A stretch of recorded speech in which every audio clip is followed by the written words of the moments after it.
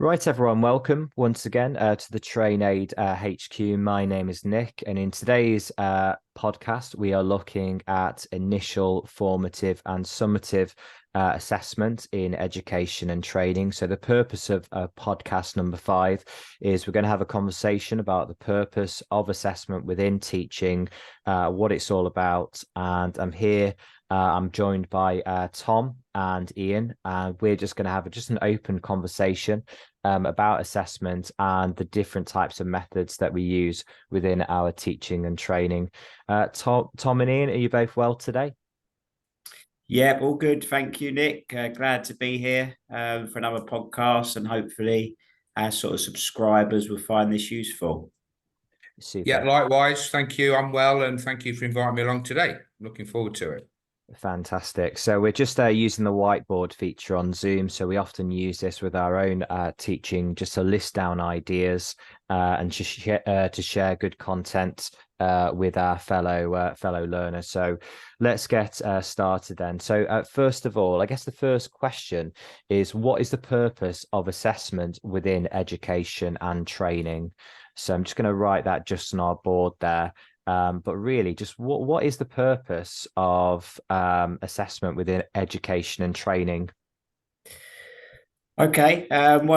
Yeah, I think good assessing sort of underpins all good sort of teaching and training really. And a good trainer would really be assessing from the beginning throughout their teaching and obviously at the end. So I think from my point of view over the years is that the purpose of it is to actually sort of check understanding, check the progress of your learners and make sure that they're actually following what you're teaching them, and they're understanding the concept, the skills, the whatever it might be. So it's sort of an ongoing process really.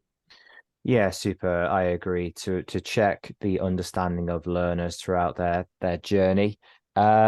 Any other purposes of assessment? We just come to you, Ian. What are your thoughts on assessments? Yeah, I mean, building on what Thomas said, really, one of the key areas for me really is we're checking that the learners can, if it certainly if it's in a practical setting, can they display competency, which might be against some predetermined criteria. It could be some standards that are predetermined, occupational standards. So, that's a form of assessment. Can a learner conduct themselves? Can they do a practical task in line with what is required by their job or by the occupational standards dictated? So, yeah, building on what Tom said, but it's a really important part of assessment, really.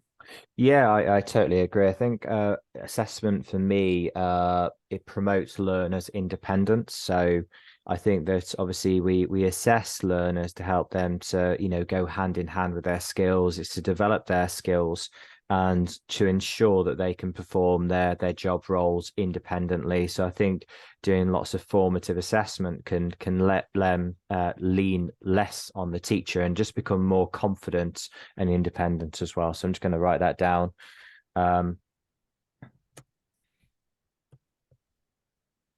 Yeah, and ultimately as well, I guess one of the key, summative assessment is about actually deciding if people have passed qualifications or, grading them in a qualification because you might have, I know some of our qualifications are sort of pass referral, but you might have A to E, first, second, third, pass merit distinction. So, it might be deciding what boundary, what grade individuals are going to get for particular courses and qualifications. Super, super. I always think that it's a motivation tool.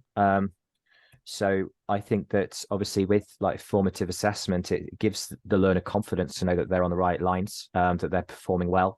So I think that assessment can be used as a motivator to support and guide and to reassure learners that what they're doing, what they're producing is in fact correct.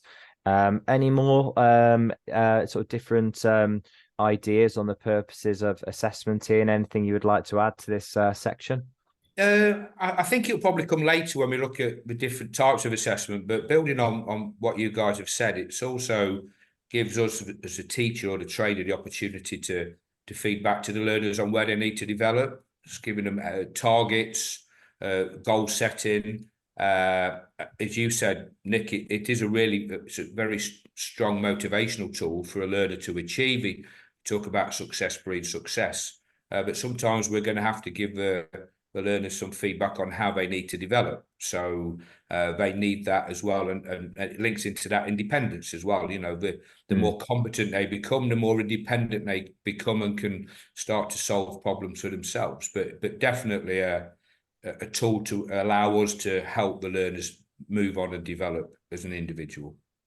Fantastic. Thank you so much, Ian. I think what we'll do now is we move on to the big three types of assessment within education and training. That is initial, formative, and summative assessment. So I reckon what we should do is we should take one of those assessments first, just have a general chat on the purpose, the different examples, and just to have a chat about what you use within your own teaching. So if we look at initial assessment first, okay. Is the writing showing just on the screen, folks? Can you see that?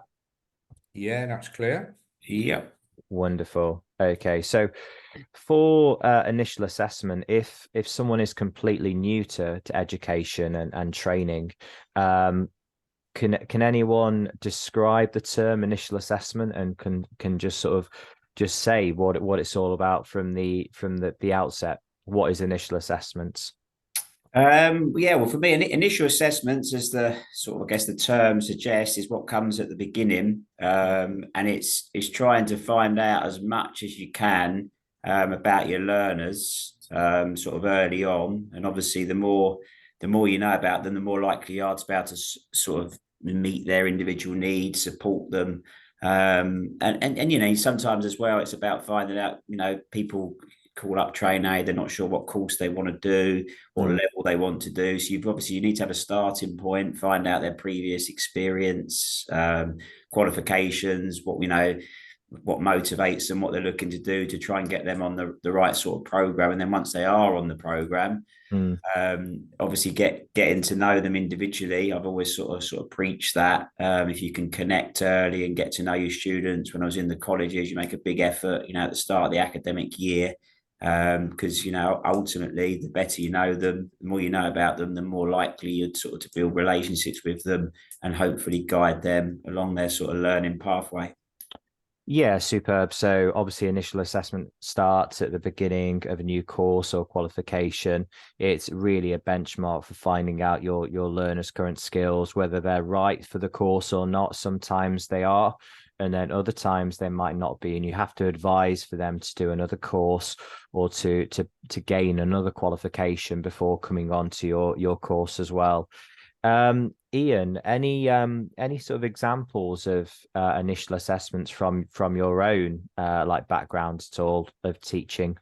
Yeah, there's two areas really, and it's really good to hear how important that you know, train aid perceive initial assessment, because it is really important. So two things I do. One is I always contact the learners in advance, a little bit like Tom's mentioned, you know, to find out, you know, where they're at, what their aims are, what they want out of the training, which allows me to not mold the training to them, but to give me a good understanding of what they want as an individual out of the training. Yep. But also, have they got any concerns? And for a lot of adult learners, going back into the classroom can be quite a daunting experience. So, you know, I want to know, have they got any particular concerns about the course? And if they have, or any specific educational needs that I need to cater for. So that gives me that little bit of time pre-course to put into place any support mechanisms they need, but also to think about how can I allay any fears that they may have, which might be a simple email or a simple phone call to them, or things that I can put into the course which will remove any anxiety from them. So, you know, they're the two things for me. I'm going to talk about an icebreaker in a minute or two and how you can use that to your advantage in situ, but certainly finding out pre-course what their aims and outcomes are and any concerns or specific support needs that they need is really important. Super. Thank you so much, Ian. I mean, typical initial assessments that we come across at TrainAid, of course, is the course application form. And obviously that is a fantastic piece of information because learners can write down their learning requirements, motivations for the course, their previous knowledge, and we can check if there are any qualifications that we can use towards their course. So they might be able to reduce their qualification, obviously if they've completed previous courses as well. But phone calls are a fantastic way to find out the learners' previous knowledge and skill sets as well. So emails, application forms, I think are absolutely key. Tom, any other examples of initial assessment that you use or come across? Yeah, so obviously you said phone conversation, application forms. When it was in the sort of FE sector, you'd have quite sort of thorough interviews with some students to make, well, with students applying for like the PEA level and stuff to make sure they get on the right program.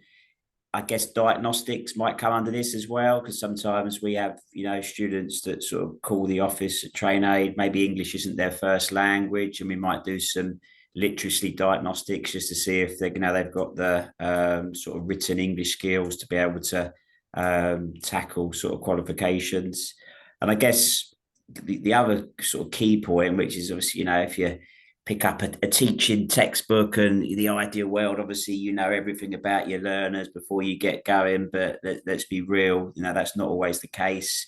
Sometimes, managers put people on courses, maybe the initial assessments aren't done or they're booked on late. And so if that's the case, which is sometimes, does occur, then obviously I think you then have to do your initial assessments actually in the classroom at the start. And icebreakers, if they're done sort of properly or effectively, can sort of double up as initial assessments. I think Ian's, I think, was going to come on, maybe had a little bit of input with regards to icebreakers. Yeah, thanks, Tom. I mean, for me, it is all part of the initial assessment, and we talk about icebreakers and what are they there, to get people talking, to get people to relax, to help create a positive learning environment. But how I use my icebreakers is in that way, but also to really give me an insight into the learners and how they're feeling. Are they very quiet? Is there a level of anxiety there? It could be totally the opposite. They could be very bullish. They could be very confident. They could be potentially argumentative. There's all sorts of personality traits that come out, and really important for any tutor that you've got to manage that classroom. And Tom's already mentioned about, that rapport with the learners. And you need to start to make some quick decisions about whether, if you've got a group activity coming up, who do you want to lead that group? It's no good putting somebody in who's very quiet and very anxious in charge of a group, because it's just going to have the opposite effect. So that's my initial assessment, is for me to assess the sort of the state of mind or the personalities of the learners, to allow me to manage that classroom environment effectively. Certainly in the early part of a course, when you are getting to know the learners and your learners are getting to know you. Yeah, I totally agree. I think that's a super way to get to know sort of the personalities of a group, and that's going to help, further down the line with paired work, group work, and delegating roles and responsibilities to your class members as well. So any type of icebreaker where you can get to know your group members is super fantastic. Very well done, everyone. So we're just going to move on now to formative assessment, so otherwise known as the on-course assessment. So formative assessment is our next area that we are going to be looking at and discussing. Formative assessment. Super. Okay. Right. So formative assessment. Can anyone just describe what is the term formative or the on-course assessment? Any sort of ideas on sort of coming up with a key term for formative assessments? Yeah, so well, as you say, sort of formative assessment, I think is the ongoing. So if you're doing a day's teaching, let's say 7, 8 hours, then if you don't embed plenty of formative assessment within it, as in you're doing activities and different sort of teaching styles to actually check that people are understanding, then you wouldn't know at the end of the day who's with you, who's not. So you should, you're always going to have differentiation amongst the group. You're going to have, different abilities, and the idea of a set formative assessment enables you to pick up on that. So yeah, things like, Q&A, sort of recap activities, sort of written questions, class discussions, all the state, even just observing the group when you're doing set activities and that. So it's just basically, keeping an eye on the group and carrying out activities to check people understand and they're following you before you sort of move on, really. And you probably, if you're a good trainer, you'd probably quickly realize who are the more able students, and they're the ones maybe you can push and stretch. And then you might also realize the ones that are going to need some extra support, within your teaching. So it's standard practice, really. It's sort of a good teacher or trainer is going to be doing this the whole time. Yeah, super. I mean, I like to give the classic example of a pilot. So obviously, with going from one destination to another, a pilot would need to check in with the airport ahead of time, just to give lots of details and feedback about the journey. So what are the conditions like? What time are they going to land? Any delays? So it's very much the on-course assessment. You're constantly checking that your learners are on track, that they do understand the skills and the knowledge. They're retaining that information as well. And we can do that informally just through Q&A, open or nominated questions, discussions, debates, paired or group work, even getting learners to do PowerPoint presentations or presenting to the group. I think are really good activities as well. Ian, anything that you would like to share about formative assessment, any methods or definitions you'd like to add? Yeah, thank you. I mean, again, building on what Tom said, if you've got a course over 6 weeks, one lesson per week over 6 weeks, you would factor in some regular assessment to see how the learners are doing, to make sure that maybe the summative assessment is at the end of the course, but you need to know beforehand how they're doing to give them feedback and etc. But also during the day, you need to have lots of checks on learning. So it's a very informal check, but how are the learners doing? It's no good doing an hour slot and then not checking on learning and getting to the end of the day, as Tom said, and finding out that nobody understood that first hour. The rest of the day can often be then superfluous. So yeah, you've got to be factoring in regular checks on learning, not only for the learners, because that gives you an insight into how they're doing, but it could be that you as a tutor are not delivering something as effectively as you could be. So that isn't down to it could be down to all sorts of things. But when I check on learning, sometimes the learners have generally done really well, and sometimes there might be 3 or 4 of the group who haven't quite grasped the idea, and that's often down to me maybe not meeting their individual learning style. So it's a check, yes, for the learner, but it's also a check and balance for you. Am I delivering effectively for all the individuals within the group? So yeah, really, really important. I've only latterly, really, probably the last 2 or 3 years, have got very into these teaching and learning apps, which are great, and it's sort of slightly different. I mean, you've mentioned Q&A and discussion and recaps, but these little teaching and learning apps are great. You can set them up very quickly. The learners really enjoy them. It's a little bit of variety in the lesson. The majority of the apps now can give you some very clear feedback, which you can take away and analyze at your leisure. The learners enjoy them. It's also developing their functional skills, their use of ICT. So there's so many win-wins in there. But that's just a classic example of a regular check on learning you can implement throughout your day's teaching. Thank you so much, Ian. What are the names of these apps, please? What are the Well, I examples? use Kahoot, I use Socrative, I use IQ Polls, I use Padlet, WooClap, Nearpod, all different things for different purposes, and there's lots, and that's just I've just scratched the surface. There are so many out there, and I certainly don't profess to be an expert on any of them really, but there's so many out there that you can use, and they are just the beauty for me is that you're adding something different to the lesson, which can, variety is a spice of life. So if you can get the learners doing different things, it maintains that sort of engagement with the learners throughout the day. Yeah, I Super. think Thank you.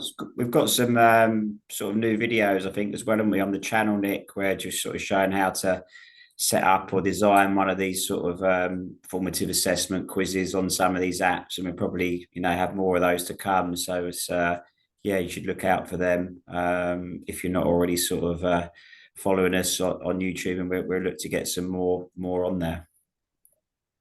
Thank you so much, Tom. Okay. So we're just going to move on to I guess um, the third, and I think probably one of the most important aspects of assessment is summative assessment. So we've talked about initial, formative, and we're going to have a look at summative assessment now. So summative, I always like to think as the summary, the summative assessments.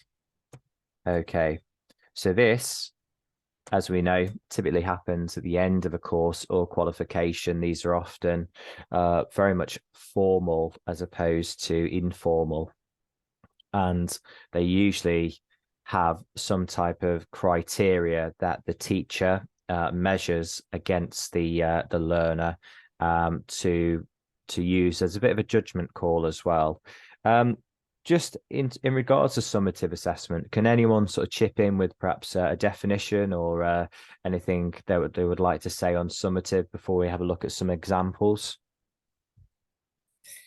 Yeah, well, so yes, your summative assessment is, I mean, if you're talking about your formal summative assessments on sort of accredited qualification, it's normally the assessments that learners have to do at the end of a course in order to pass it, or order to obtain a certain grade. So I guess, the most well-known sort of most commonly used, you're talking about sort of, examinations, written assessments or assignments, presentations.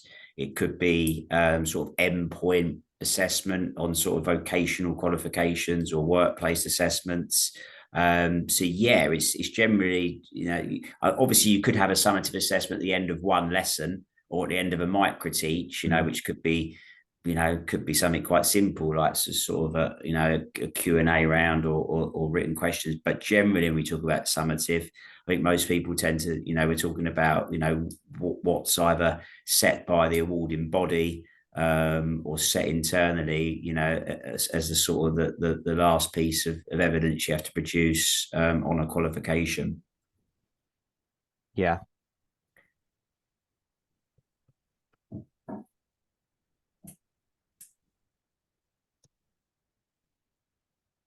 Absolutely. I mean, with summative assessment, these are formal. They're usually under test or exam conditions. Once again, it does involve that grading criteria. You have to be objective as a teacher or an assessor to ensure that this type of assessment method is fair. Perhaps you need to book out facilities for summative assessments to take place if it's an observation or a formal exam. But summative assessments needs to be obviously formal. There needs to be obviously dates that are given to learners so that they can prepare themselves for the assessment. So we don't want to set learners up to obviously to fail. So hopefully lots of mock assessments have taken place prior to this summative assessment. Ian, anything you would like to share on summative assessment, either definition or examples? Well, you stole my thunder there, Nick, really, because what I was going to say was that, yeah, summative assessment, endpoint assessment, you know, the decision has got to be made. Is that learner competent? Have they met the grade required to pass the course? Whatever. But it's always incumbent on us as teachers is to ensure that they've had a practice at whatever's coming. So, you know, if you've got an exam, they need mock exams just to prepare them for that type of summative assessment. If it's a presentation, it will be very remiss of the tutor to get the learners the first time they're stood in front of a group presenting is on their summative assessment. That it patently wouldn't be fair. So, you know, you need as a tutor to factor in lots of practice opportunities for the learners so they can feel comfortable in that environment that they're going to be in. So, yeah, it was your bit about, you know, mock exams, you know, they're really important. So we need to, I think we need to appreciate that there's going to be an element of anxiety and stress on the learner because they're being assessed. So they need to be as comfortable and as familiar with that environment as you can possibly make it to enhance their opportunities for success. Yeah, super. Thank you so much, Ian. Tom, are there any examples of summative assessment that you would like to share? Any examples that you've come across at all within your own teaching? Well, yeah, I think I mentioned, as I mentioned before, sort of exams, assignments, presentations. I think across our sort of TAQA provision, you know, written assignments are obviously, you know, it's one of the key components. But you've got exams. Exams can be different forms. You could have essay style exams, sort of short written sort of questions. You could have multiple choice tests. But then obviously within the sort of teacher training programs we offer, you've also got sort of lesson observations. So that's a sort of another sort of, you know, goes towards it. So yeah, it's a variety, and I guess depending on the sort of qualifications being offered, sometimes they're set, you know, by an awarding body. For example, you know, if it's the maths A level, in the summer term, you don't have much of a say as a teacher. You know, that paper's coming, everyone's sitting that nationally, it's standardized. Whereas some of the vocational qualifications, as we know that we've delivered, you know, you get the criteria, you get the standards, but you have a bit more of a sort of input. You decide exactly how you're going to assess it and the method you're going to actually use. So it does depend on the qualification. But I think, I guess, going back to formative assessment, we're talking about the purpose of it. I guess the purpose of formative assessment is to actually prepare people and get them ready for these sort of final summative assessments, really. And it shouldn't, you know, summative assessment shouldn't come as a shock or a surprise. You know, that's normally what you're going to go for at the start of the course. So when we deliver the AET, for example, we spend a good sort of half an hour at the beginning going through the requirements of the course, letting them know what's involved, you know, the 3 written assessments, the micro teach element, and it's all sort of made nice and clear. And people often go on a course, they want to know, you know, what's involved in the course, what they've got to do to pass it, and when they're going to get the certificate, essentially. So, you know, that is a pivotal part of making it nice and clear of what they've got to do.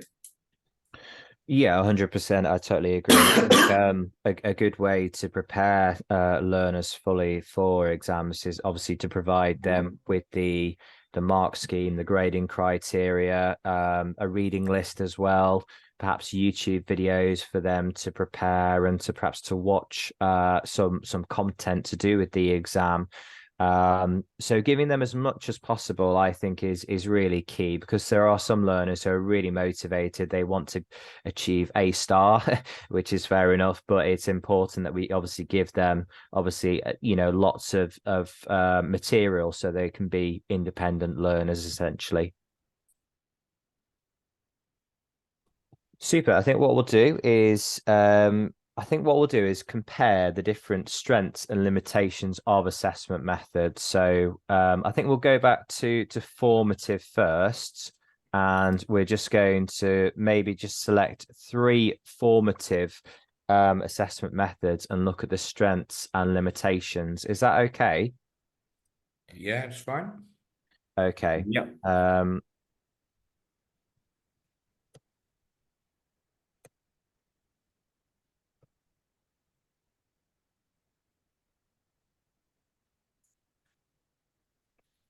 Okay, fantastic. So I think, Tom, if we go with you first, can you name just one formative assessment method and we'll just have a chat about the strengths and limitations? What would be your choice? I guess sort of Q&A, so sort of verbal questions really to the group. Yep, super. Um,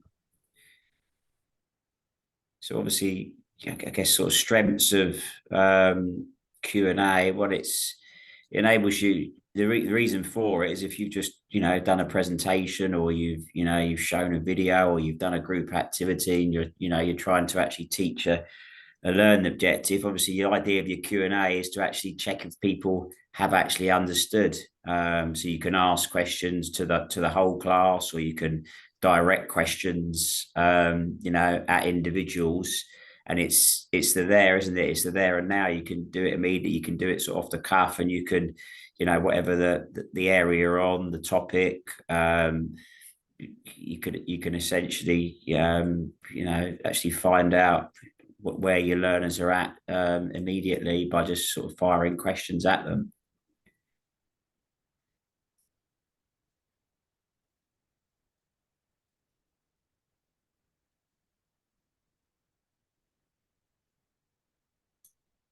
Yeah, I agree. I think that the good thing about Q&A is that it's automatic. It's done straight away, immediately.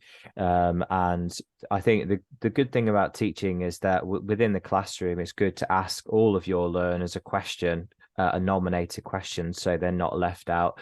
Open questions are absolutely fine, but there might be some learners who do shy away from Q&A. So it's always good to kind of give a nominated question there.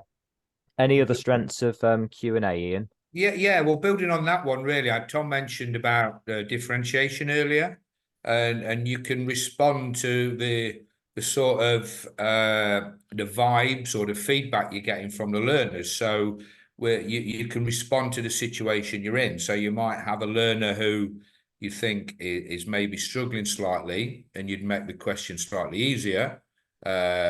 Because you think that's where they're at that moment in their development, where somebody else who is maybe showing a little bit more in-depth knowledge and understanding, you could ask them a slightly more difficult question, which is going to challenge them. So yeah, I really like Q&A because you can respond to what's happening in front of you, whereas opposed to if it's a written questions, then everybody gets the same questions, whereas verbally you can adapt it and improvise dependent on the situation that you're faced with. Fantastic. Thank you so much, Ian. We're just going to move on to limitations. Okay. So what could be the limitations or potential considerations when using Q&A? I think for me, obviously the questions need to be clear from the teacher, don't they? So I think you have to be kind of mindful of the language that you're using. My advice is to keep it simple. So I think questions need to be clear, don't they? So we're not trying to catch learners out. We don't want to cause embarrassment. We want to keep obviously a positive relationship with our learners.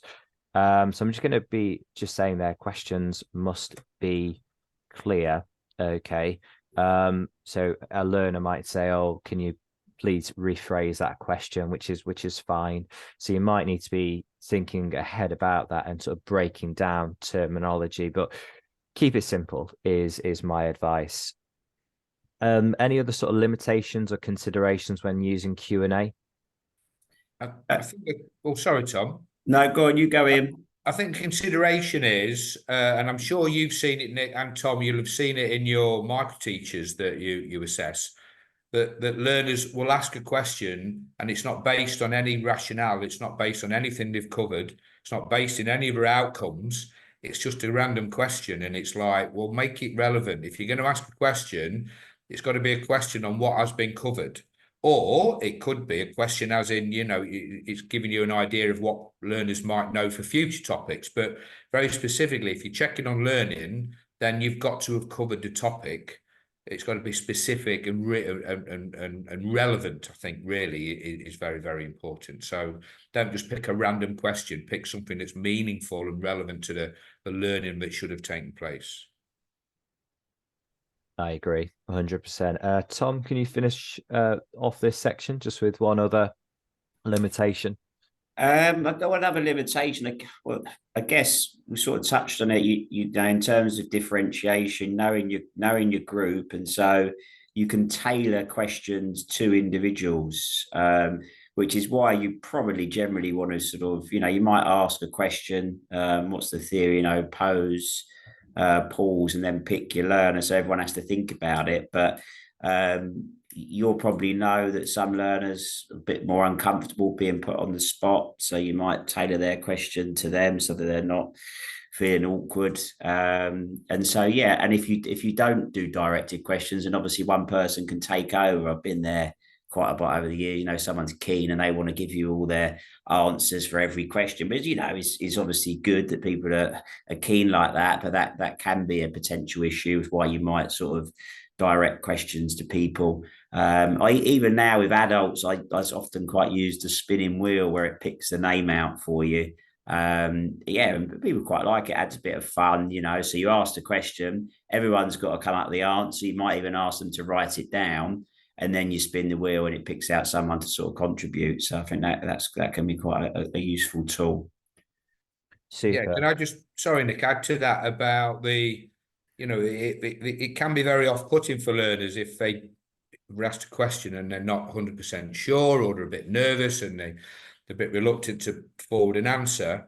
But if you create the environment where, you know, they're not sort of put on the spot, that they're asked a question, but if you don't quite get there, you ask for other people to help and support them. I find that really helps generate a good team environment, good rapport. So you might ask somebody a question and then, yeah, they're nearly there. Can anybody else help Ian by adding, yeah, and somebody else adds, and then you come to a group answer, which is great. And, you know, that often helps with the quieter learners who might need a little bit of coaxing early on to contribute their ideas. Super. I think that's absolutely key. So like teamwork and like fostering that team mentality, I think goes a long way within teaching and training. Super.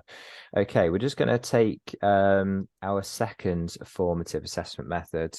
So I think, Tom, did you choose Q&A? So Ian, any formative assessment you'd like to highlight? Yeah, I'll use a teaching and learning app, or, you know, one of the apps, if that's okay.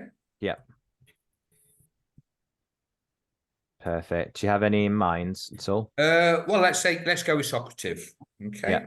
As an example. Sure. So advantages, you can plan it in advance. You can you get the results afterwards, automatically emailed to you. So everybody's answers are anonymous, so nobody feels, because all the answers will come up on the screen, but nobody, apart from you as a teacher, nobody else knows who's got it right or wrong. But you get like a spreadsheet sent afterwards. It tells you how everybody's done.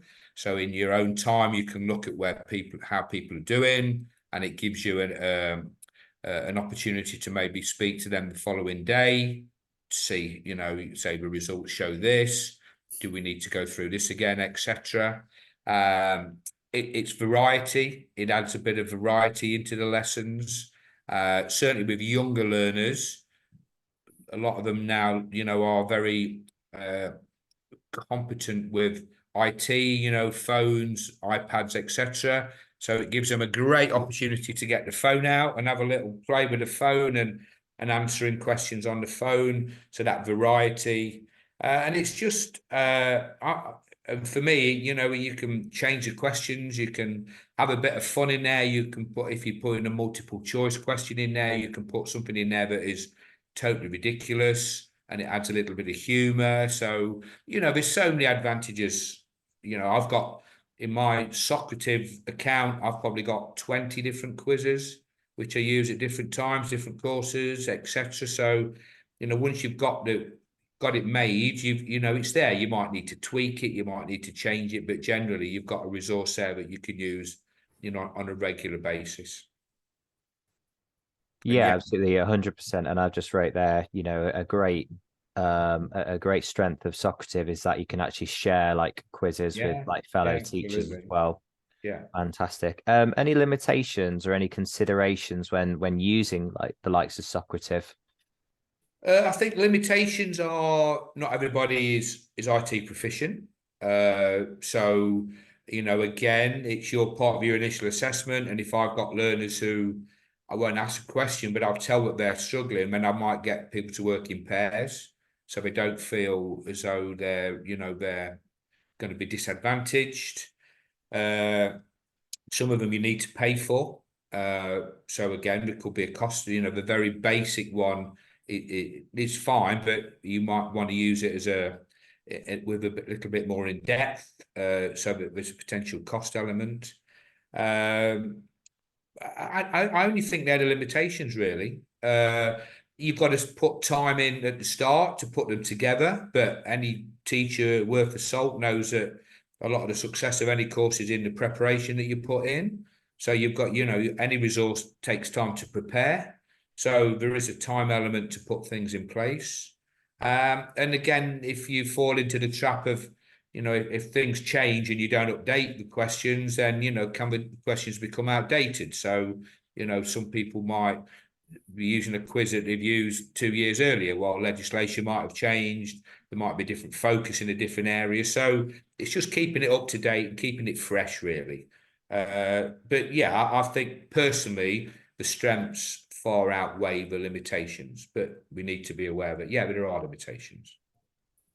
Thank you so much, Ian. I totally agree. Having used Socrative for many years, I think it's like an excellent teaching app, and it is free as well. So there are like free versions that you can certainly use and utilize. Okay, we'll just have a look at one final formative method. I guess that's my choice. I'm going to go for peer feedback. Okay. So within my own teaching and training, I like to utilize peer feedback. So this is obviously getting two learners together as a pair, and they are going to look at each other's work, perhaps look at each other's contributions. They might swap over question papers or assignments, and it's basically reading each other's work and giving verbal feedback. So I quite like this because it does promote teamwork as well. I always find that learners listen a lot closer to their fellow peers rather than listening to a teacher, which can be deemed as like a point of authority. So I think with peer feedback, it does promote obviously functional skills of the learners. It gives them a lot more responsibility as well. Has anyone used peer feedback before within their own teaching? Yeah, I use it on every course. As you say, really valuable tool. I think one of the two real big advantages of peer feedback is it creates an active learner. So, they're all involved, everybody's involved, which is really important. And two, it gives the peer assessor, if you're using that term, an opportunity to get to know the criteria a bit more in detail. So, for me, it's a win-win situation. It obviously needs to be managed well. You're going to look at limitations in a minute, but yeah, I agree 100% with your points, Nick.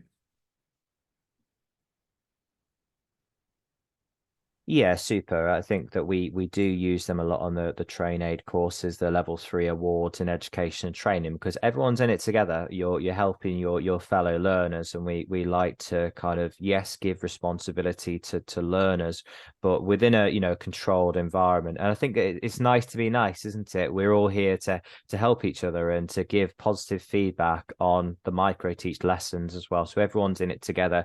So I think it has a really nice feel within teaching and training. Nick, can I just add one more thing to that, which never fails to amaze me, that when I get my learners in different environments, different courses to do peer feedback, I'm always amazed at what they see and how they see it differently to me in some instances. And very much, good stuff. It's not things that they see and I think, it's a bit wacky. They see things that are very pertinent and very salient. And, you know, maybe gone over my head, or I haven't seen them because I'm looking at it through different eyes, different experience. So, you know, I really like to see what my peers think of each other, because I learn from, you know, there's some great points that they raise, and I think that is a really valuable tool for me to help me develop as well, and maybe, you know, give me a bit of a check and balance every now and again. Yeah, 100%. I totally agree. I think with peer feedback, it's a great way for, you might have missed things, you know, observing a micro teach, you might have missed something, you might have been writing down some feedback. But there's many sort of different strengths there, as mentioned. Tom, any limitations on peer feedback at all? Well, I guess sometimes, from my experience, sometimes learners, some of their feedback might lack a bit of detail, or they can sometimes be a little bit reluctant to maybe point out sort of areas for development to each other. So I guess that might come with time. So if they're new to it, it's a skill in itself, isn't it? Obviously, giving feedback. So as you mentioned, it's a functional skill, sort of communication. So yeah, I guess you know, I sort of, coming back to sort of on our courses, sometimes I sort of try and emphasize the fact that, you know, your peers are actually looking for feedback, they're looking to improve, so it's trying to actually encourage them to contribute sort of, you know, effectively if they are in that role. Yeah, I think for me as well, just another limitation is, you know, feelings are involved, and obviously, you know, when feelings are involved, like obviously your fellow classmate might not be as honest as possible. They might just say, that's fine, that's great, well done, when in fact it's kind of not, it's not sort of true to life. It's not being, you know, too sort of critical. So I guess you have to be very, very careful here. Having some type of standards or criteria, which is quite clear, I think is really important. So people can actually read the standards or criteria and kind of get used to sort of peer marking, if that makes sense. Yeah. I think that's a really important point. That I was going to say, the limitation is if you, as a teacher, don't give them clear criteria to peer observe. If it's just tell, you know, watch Tom and tell him how he does. Well, you know, you've got to be specific. How does he project his voice? How does he use resources? How does he check on learning? You know, you've got to give him a very clear model or framework from which to produce their peer feedback. So yeah, it's a really good point that you make there, Nick. Super. Thank you so much. I think we've talked about obviously formative assessments quite a lot. Should we move on to summative then? We'll just have a look at 3. Okay. So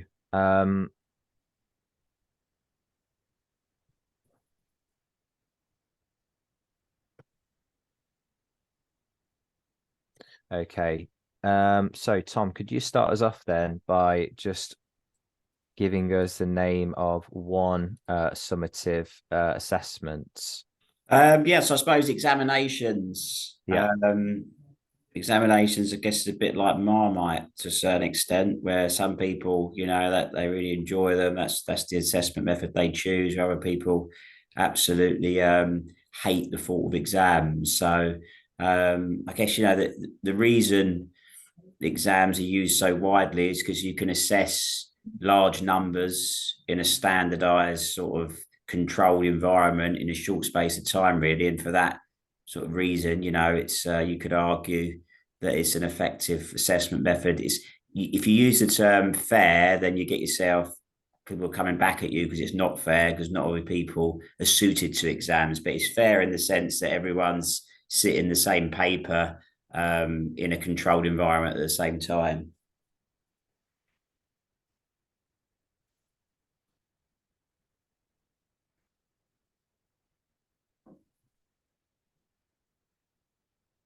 Yeah, I agree. I think there's obviously lots of learners to be assessed at one time. All learners have the same criteria or standards. I think that it's obviously very objective as well, isn't it? You know, yeah. it's you know, it's either marked electronically, or there's a real sort of clear mark scheme to it. Maybe compared to a presentation or a written assignment, you know, subjectivity comes into it a bit more, whereas that's sort of removed from an exam generally. Of course, absolutely. I think those are some key strengths there. Just moving on to the limitations or considerations of examinations. Obviously, I'm going to put down one, which is like the room booking, and also, things such as like organizing exam invigilators. So there is a cost implication involved within examinations, that you have to make sure that it's a quiet environment, that you booked out I remember a sports hall, those old style exams where hundreds of learners are assessed at that one time. So you have to think about staff, arrangements there, desks, all of those things need to be booked well in advance. Any other considerations or limitations at all? Yeah, for me, I think a limitation is Tom's already mentioned, some people like exams, some people don't, some people suffer from exam anxiety, etc. But a limitation is, can you check everything that the learner needs to know? There might be 10 topics that you've covered in the syllabus, but only 6 of them are assessed by the exam, and it could be that the 4 that aren't assessed are your key strengths. So, it's that little bit of pot luck, really. Is the areas being assessed that you are strong in, or you're more comfortable with? So I'm a big fan of open book exams. I'm not a big fan of exams per se, but I am a big fan of open book exams. So you can cover that. You can be a little bit more. You've got a bit more flexibility there. But I certainly think about that. That potluck element is something that I think is a potential limitation. Super. Thank you so much, Ian. Okay. So that was exams. Okay. We are going to move on to another summative assessment method. I'm going to write assignments. Okay. So assignments are obviously a very, very popular assessment method, especially within coursework and BTEC, and any type of vocational qualification. And I think the one thing I quite like about assignments is they are a flexible. I'm just going to write strengths first of all.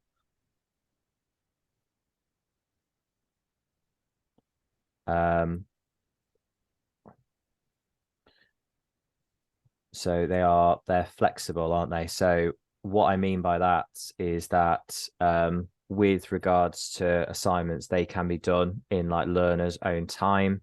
They're not as rigid as an examination, and that you can include like different points of view, different sources of information, and it promotes like functional skills as well. So I'm just going to write that down. So you're improving the learners' literacy skills, research skills, and looking at different points of view as mentioned there. Any other strengths of assignments at all? Do you both like assignments at all, or do you prefer exams? Anything you would like to share? I love it. As a tutor, I really like assignments. Main reason is about you've mentioned it really, Nick, about the flexibility, but it's about assessing learners in a way that they feel comfortable. So there's a lot of research been done on learning styles. How do people like to learn? Are they kinesthetic? Are they auditory, etc.? Read and write. But it's very little on how do learners like to be assessed. And if you can integrate an element of flexibility in an assignment, so some people might do it via word processing, somebody might do it via an interactive web page. There's so many different ways that you can get the learners to present the information. And if there's an element of flexibility, they often choose a way that they think that they can articulate their knowledge and understanding in a most effective way. And surprise, surprise, the results tend to be a lot better. So yeah, I'm a massive fan of assignments if you've got that element of flexibility in there. Super. I agree. Thank you so much, Ian. Just coming on to the limitations then of assignments. I think obviously for me, obviously assignments, deadlines can be missed, can't they? So like everyone has like obviously most people have got like working roles, other responsibilities. So assignments obviously can be set. They could have a certain date, but learners might think they're okay at the start, and then things get in the way, and deadlines can be missed, or if a learner doesn't put their full effort into it because they haven't had the time to sort of focus. I'm going to put deadlines can be missed.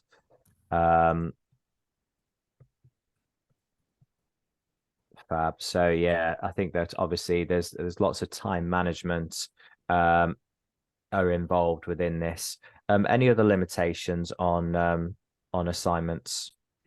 Yeah, I would say, well, plagiarism's always been an issue for over the years for me, sort of teaching, but even become even more of an issue in recent times with the use of AI and the various apps that students can use. So it's yeah, obviously, the awarding bodies, exam boards, and ourselves, invest in software to detect if, we used to just look for sort of, I guess, like copy and paste from sort of research papers from the internet, but now there's actually AI sort of writing assignments for people. So it's something you need to be aware of.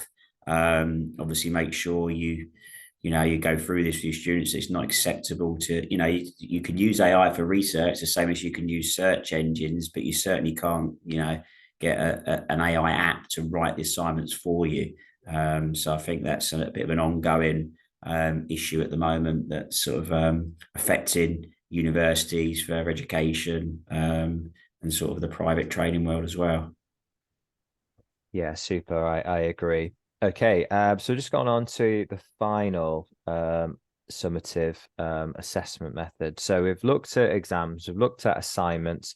Is there one more you would like to discuss? Can I choose professional discussions? Yeah, I'll write that. Super.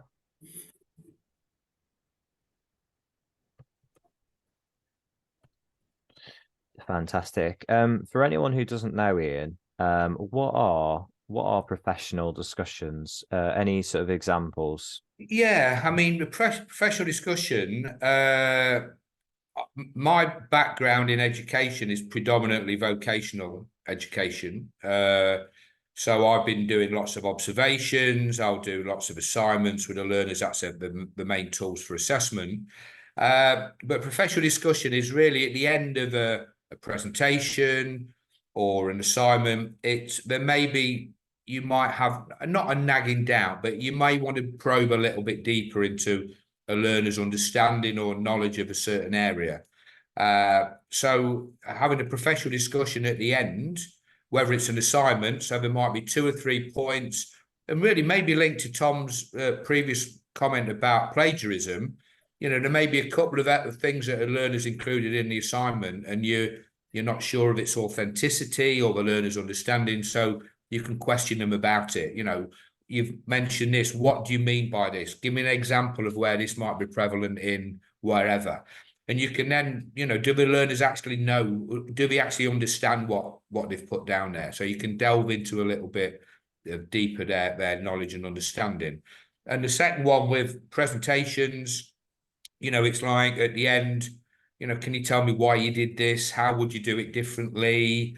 If this happened, what would you do? What if scenario? What if this happened during a lesson? How could you do? You can't always see all the examples in one presentation, because hopefully things aren't going to go wrong. But if they don't go to plan, you could ask the learner, how would you deal with this situation if it didn't go to plan? So you get this wider sort of acknowledgement that yes, the learner does know what they're talking about, and they would be able to deal with different situations if they arose in the future.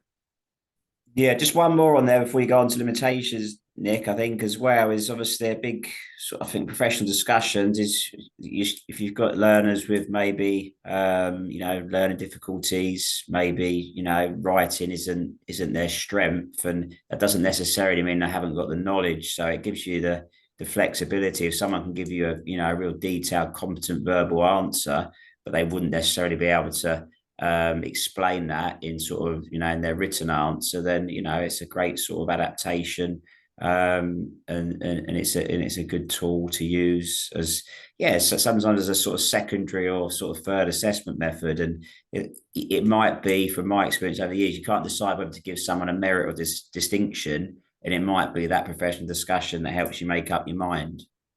Yeah.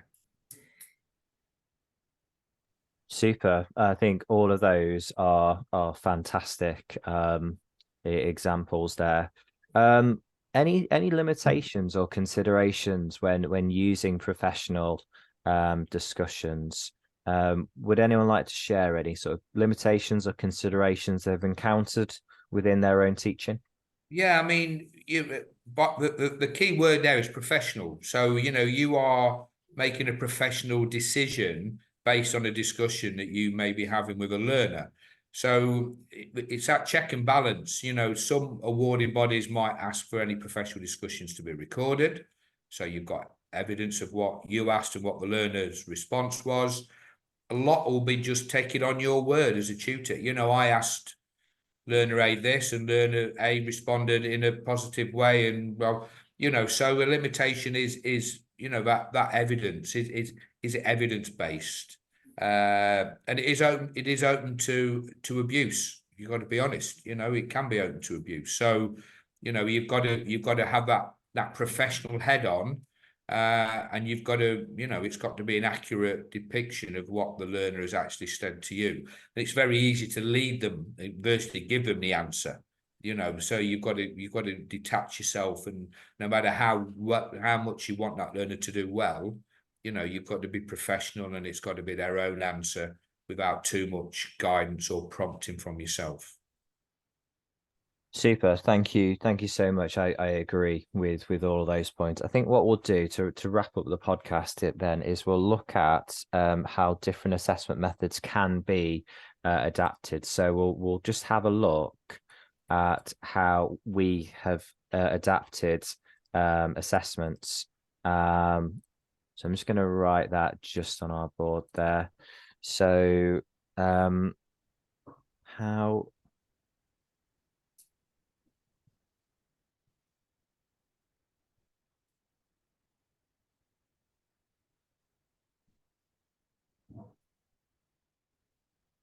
Okay, so the last question then, I guess, the last discussion point is how can we adapt assessments for our learners? So obviously assessments can be quite daunting for many learners. That's fair enough. But obviously, I think with education and training, it has become more flexible, adaptable. So what ways that ourselves as teachers and assessors can make changes? How can we support our learners with these assessment methods? Any ways that we can do this at all? Yeah, I'll go first. Yeah, I guess with our courses we deliver, there's a lot of written work, isn't there? A lot of assignments, a lot of sort of deadlines. So I guess we can be flexible to a certain extent. We often get requests for people to have extensions for their coursework, for their assignments. Often, real valid reasons, whether it be like work commitments or personal life. So, mitigating circumstances, people would approach us, sort of giving them extensions on deadlines for sort of coursework and assignments. I think that's certainly one way we can be pretty flexible and adapt to our learners' needs. Yeah, that's super. I think that's fantastic. I mean, another one for me, I think, is obviously within exams, it's extra time. So the traditional time limit time frame is 25%. It can rise to 50%. So I think if you feel that your learner does need extra time, then within an exam you can make those considerations. You just have to make the exam board aware that obviously that learner has got 25% extra time. So I think it's important within an application form is that you do get obviously that early doors to find out if extra time is required.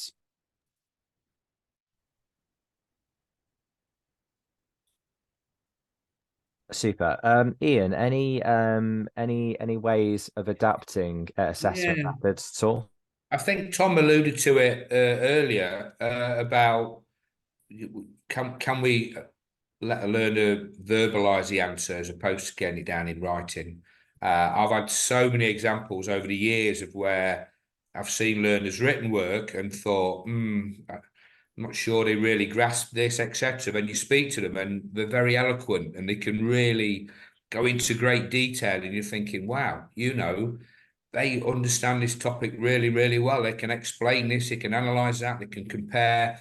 But in the written format, they struggle. So, if a flexibility is there and the assessment can be adapted, then let them do it verbally, or let them supplement their written work with a verbal professional discussion at the end when clarity can be sought. So, yeah, I'm a big fan of getting that. And again, Tom mentioned about learners with English as a second language.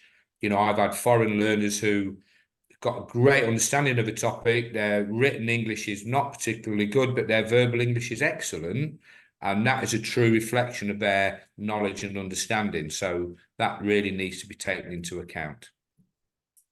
Yeah, of course. I've written there the use of a reader, a scribe, a translator if needed. So you can make these like provisions, these arrangements to make obviously assessments more supportive. I'm just going to write down, you could have obviously a private room if learners suffer from exam stress. That's very human, it's very normal. So if we can maybe arrange for them to have a private room just to carry out their exam, I think they're going to feel a lot more relaxed that way. Any more folks at all? The only other one I put there, obviously, over the years, we've been, if you've got someone with visual impairment or someone with a learning difficulty, actually the physical assessment paperwork, you might put it on a different coloured paper. You might have where you might increase the font size, just sort of those factors, that have come up over the years, and we've done a lot of that sort of stuff. Comes back to initial assessment. With all these adaptations, you've got to give the opportunity to the learners to actually let you know what their requirements are, what their individual needs are. Again, coming back to why it's important, you get to know them, and they're comfortable enough to sort of make requests for what these sort of needs might be. Super. I think the final thing for me is like the use of technology. So instead of using like a traditional exam paper and pen, if a learner's got poor handwriting, if they've got a poor handwriting style, can they not complete an exam on a laptop and they can type instead of handwriting as well? So the technology can be changed as well there. Right, folks, I'm just conscious of the time. So today we've covered initial, formative and summative assessment in great detail. We've compared the different methods. We've talked about our own examples and experiences. We've looked at the purpose of assessment. And finally, we've had a look at the ways that assessments can be adapted as well. Anything else to add, folks, before we leave today? No, I think we've covered, the key sort of points there. So hopefully, our listeners will find that useful when looking at the different forms of assessment on the various TAQA qualifications.